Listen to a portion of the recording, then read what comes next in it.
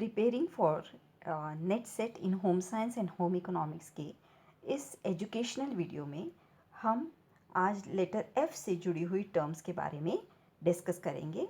सबसे पहली टर्म जो हम लोग इसमें पढ़ने वाले हैं वो है foot candle. It is a self explanatory term. It is the measure of illumination falling upon a book.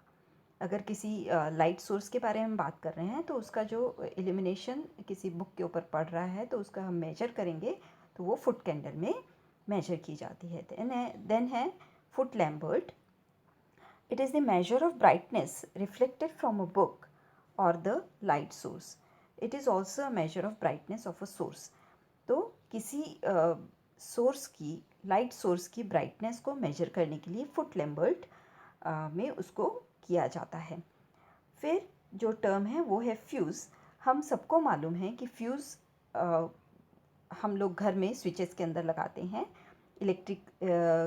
Electric current को अगर वो बहुत ज़्यादा तेज आने लगे तो उसके कारण हमारी जो अप्लायंसेस हैं, इलेक्ट्रिक अप्लायंसेस हैं, वो ख़राब ना हो, इसके लिए फ्यूज़ का यूज़ किया जाता है। तो फ्यूज़ जो है उसमें उसके लिए एक वायर का यूज़ किया जाता है जो कि जिसका जो मेल्टिंग पॉइंट है वो बहुत लो होता है। और अगर इलेक्ट्रिक करंट को सर्किट में से जाने के लिए, हाई इलेक्ट्रिक करंट को सर्किट में से जाने के लिए अगर आपको रोकना है तो आप लो मेल्टिंग पॉइंट वाले टिन का यूज़ जो है वो सर्किट के अंदर करते हैं। तो ये है fuse. Fluoride. Fluoride, it is an essential nutrient for health and normal growth and development of a human being. इसका जो सोर्स है वो है ड्रिंकिंग वाटर और मोस्टली 0.5 to 1 ppm फ्लोराइड जो है वो most part of the world में पीने के पानी में पाया जाता है। फिर आता है food additives. Food additive is defined as a substance or a mixture of substances other than a base foodstuff which is present in a food. तो ये जो है वो इंटेंशनली भी हो सकता है, मतलब जानबूझ करके फूड के अंदर मिलाया हुआ हो उसको अच्छा बनाने के लिए, या अनइंटेंशनली भी हो सकता है। लेकिन ये फूड प्रोडक्शन के किसी भी किसी भी वक्त में ये इसके अंदर फूड एडिटिव आ सकता है या डाला जा सकता है। फॉर एग्ज़ाम्पल, या तो प्रोडक्शन के वक्त, या फिर फूड प्रोसेसिंग के वक्त, या फिर स्टोरेज के वक्त, या फिर उसकी पैकिंग करते वक्त। तो फूड एडिटिव जो है वो अनइंटेंशनल और इंटेंशनल दोनों हो सकते हैं। फिर आता है फूड पॉइजनिंग।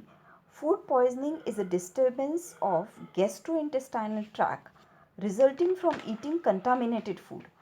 मतलब गैस्ट्रोइंटेस्टाइनल ट्रैक में अगर गड़बड़ी पैदा होती है, किसके कारण? कंटामिनेटेड फूड के लेने के कारण।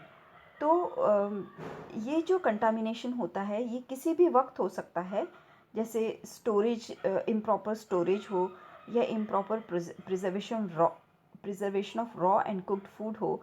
इसके वक्त ये कंटामिनेशन हो सकता है और it can result into acute illness. So most of the food poisoning is caused by bacteria and spores of fungi. Then fermentation. Fermentation is the decomposition of sugar to ethyl alcohol and carbon dioxide in the presence of certain enzymes. ये जो enzyme है ये mostly yeast से के yeast जो है वो contribute करती है। तो माइक्रोबियल फर्मेंटेशन जो है वो बहुत सारी चीज़ें बनाने के काम आता है। For example, for creating certain kind of food stuffs and for creating most of the various kinds of medicine and various kinds of chemicals. Then fatigue. Fatigue दो तरह की है, psychological fatigue and physiological fatigue. Psychological fatigue जो है वो boredom से arise होती है, और फिजियोलॉजिकल फटीग तब अराइज होती है जब body is unable to maintain a normal composition of body fluids. तो उसके कारण फिजियोलॉजिकल फटीग जो है वो आती है। अगर आप आराम कर लें तो बॉडी फ्लूइड्स जो हैं वो प्रॉपर कंपोजिशन में वापस आ जाते हैं, उनका बैलेंस वापस आ जाता है और आपकी थकावट जो है वो चली जाती है। उसके बाद की टर्म है वो है fashion. When a style is followed and accepted by many people it is called as fashion. और फैशन जो है it is a continuing process of change in the style of dress and adornment. और इसको मतलब ये continuously change होता जाता है और तब उसको फैशन बोला जाता है जब ये बहुत सारे लोग एक ही वक्त पर इसको अडॉप्ट कर लेते हैं, एक ही तरह के कपड़े पहनने लगते हैं, एक ही तरह के आभूषण जो हैं वो पहनना शुरू कर देते हैं। फिर है फैड। अब ये जो फैड है ये इसका मतलब है कि एक शॉर्ट लिव्ड ट्रेंड या फैशन। बहुत बार फैशन काफ़ी लंबे समय तक चलते हैं, लेकिन फैशन फैड जो है वो बहुत छोटे समय तक चलता है, इसलिए उसे बहुत कम समय तक चलता है, इसलिए उसको फैड जो है वो बोला जाता है। फिर फिनिशिंग, क्लोथिंग एंड टेक्सटाइल की टर्म है। Finish is anything that is done to a fabric after weaving और knitting to improve its hand, its appearance और इट्स परफॉर्मेंस। तो बेसिक फिनिशेस जो हैं वो है स्काउरिंग और cleaning. Finish is a process which is applied to a fabric to improve its properties and its use. तो कपड़े की जो फीलिंग होती है उसको इम्प्रूव करने के लिए, उसकी अपीयरेंस को इम्प्रूव करने के लिए, या वो बहुत ज़्यादा देर तक चले, इसके लिए फिनिशेस जो है वो अप्लाई की जाती हैं जब उसका वीविंग का प्रोसेस पूरा हो जाता है या निटिंग का प्रोसेस जो है वो पूरा हो जाता है, उसके बाद में फिनिशेस जो है वो अप्लाई की जाती है। फिर आता है formal education. Formal education is highly institutionalised, chronologically graded and hierarchically structured educational system. मतलब ये इंस्टीट्यूशनलाइज्ड है, क्रोनोलॉजिकल है और हायरार्किकली स्ट्रक्चर्ड है। मतलब सबसे छोटे से सबसे कम से सबसे ज़्यादा तक।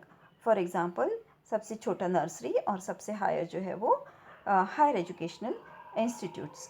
तो ये जो है ये क्रोनोलॉजिकली ग्रेडेड जो हैं ये होते हैं। और एक रिजिड सिस्टम है जिसमें बहुत ज़्यादा चेंज जो है वो संभव नहीं है। जैसे इसका उल्टा हम एक्सटेंशन एजुकेशन देखें जो कि इनफॉर्मल मेथड ऑफ टीचिंग है, तो उसमें हम लोग काफ़ी सारे चेंजेस अपने हिसाब से ला सकते हैं। फिर आता है फैमिली।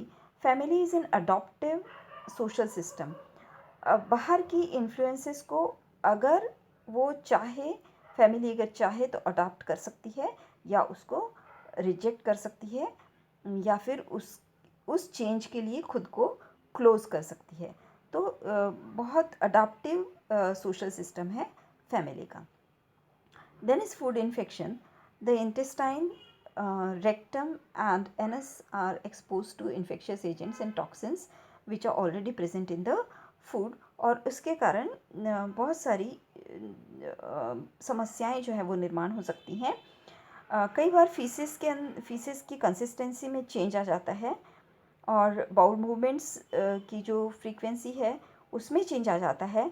इसके कारण कई हो सकते हैं, कई बार लैक्टोज इंटॉलरेंस हो सकती है, इरिटेबल बाउल सिंड्रोम हो सकता है, या फिर अल्सरेटिव कोलाइटिस भी हो सकता है।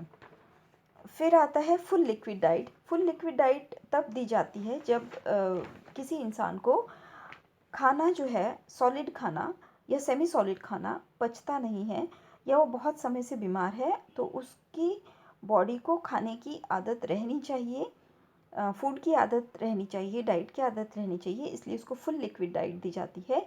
इस लिक्विड डाइट में proper amount of salts and minerals होते हैं और फुल लिक्विड डाइट जो है वो इजी टू डाइजेस्ट होती है और इसके कारण बहुत ज़्यादा रेसिड्यू जो है वो स्टमक में या इंटेस्टाइन में बाकी नहीं रहता है। फिर है फूड फैट्स। ये कई बार अपने को बताया जाता है कि ये अगर खाओगे तो आपकी ये बीमारी ठीक हो जाएगी, या ये खाओगे तो आपका वेट लॉस हो जाएगा।